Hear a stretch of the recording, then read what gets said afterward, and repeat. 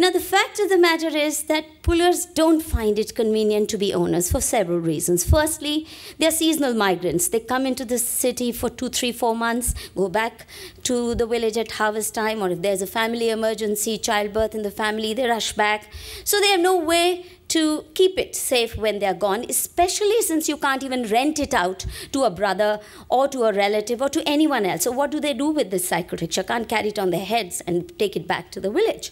Secondly, unlike licenses for cars, buses and trucks and all other vehicles, licenses of rickshaws are available once in a while. Once in 2 years, the municipality will issue a notification in a newspaper saying apply for the license. But if you talk to rickshaw pullers, everyone will tell you the standard joke is it's easier to get a ticket to fight the parliamentary election in India than to get a cycle rickshaw license for a poor puller. It just doesn't come without bribes, harassment, and it takes months and sometimes even years for somebody to get a license. So in the meantime, the rickshaw is going to be illegal. It can't be rented, and therefore nobody wants to own it, because for a poor person it's a lifetime saving to buy a vehicle which could be confiscated and destroyed. And interestingly, and you will see a few clips of it, it's not just licensed rickshaws that are confiscated. Under the guise of checking, there is this kind of drama of checking licensed and unlicensed rickshaws. No matter what the man shows by way of papers, the rickshaw is taken, seized, there it is, goes to the municipal yard. And this is routine. Carrying them to the municipal yard, there you are. And every rickshaw puller I've interviewed, and I've interviewed hundreds of them over the last several years, will tell you that it's such a high-risk venture that that's the last thing they want to do is to own their vehicle, because if it gets confiscated and somebody else owns it, well, it's no big deal for them. They go and rent somebody else's rickshaw. They can't afford to take this this is a routine scene in the streets of Delhi. And the government very proudly tells you this is Safdarjung flyover, those of you have seen, and from the flyover down you can see thousands of rickshaws. And in the High Court, where we are challenging this policy, I mean, there's been a long battle to change these laws. The municipal corporation very proudly admitted that it junks at least 60,000 vehicles every year, confiscates many more times of cycle rickshaws, and releases them after heavy fines. Now, this is one of the 2 lone rickshaw pullers that I met who tried owning a rickshaw. You see him the day I'm interviewing him, his rickshaw was confiscated. He's carrying a bottle of petrol in his hand, and he came to the rickshaw yard, municipality yard, to say, I'm going to burn myself to death if you don't release it.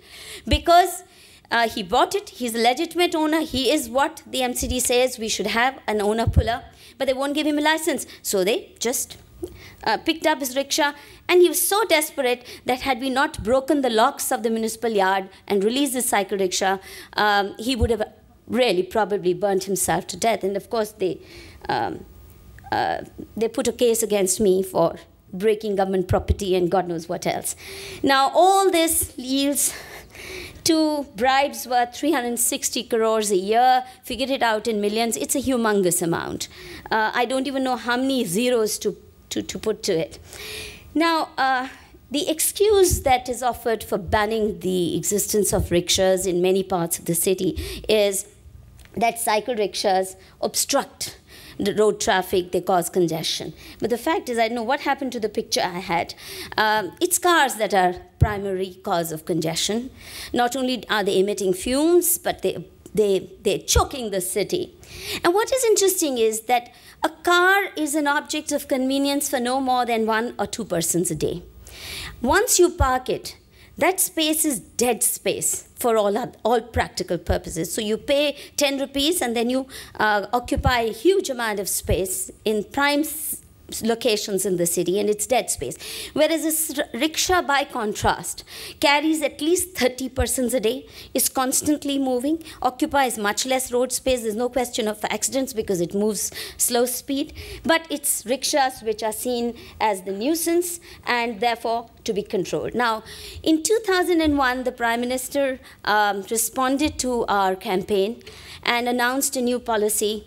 This was quite unique, actually, a strange coincidence that the PMO, the Prime Minister's office, took note of our public hearings and said this is indeed bad, and economic reforms in the age and era of liberalization, the benefits of reforms need to reach to the poor, and we need to dismantle all this licensing, restrictive licensing system, and accepted most of the proposals that we had made for reform.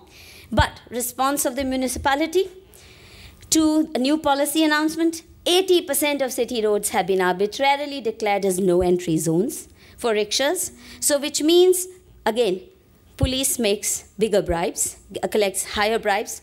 No entry doesn't mean rickshaws won't go there. All it means is every time you enter those zones, you have to pay off. And also, as I mentioned earlier, quotas for rickshaws reduced further. And since 2007, no new licenses have been issued. That's their way of implementing or sabotaging a policy reform measure. And predictably, the whole purpose is to make it even more difficult, to collect higher bribes, more beatings, more harassment, more human rights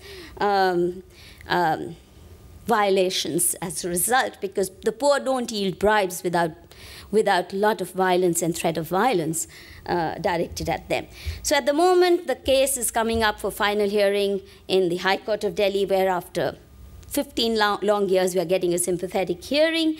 And the municipal commissioner has constituted a committee to work out an improved policy for Delhi, because for once, the court is taking a very sensitive approach to it and sympathetic to what we are saying. We don't know. It's going to be a long haul. No victories yet. Now, similarly, vendors.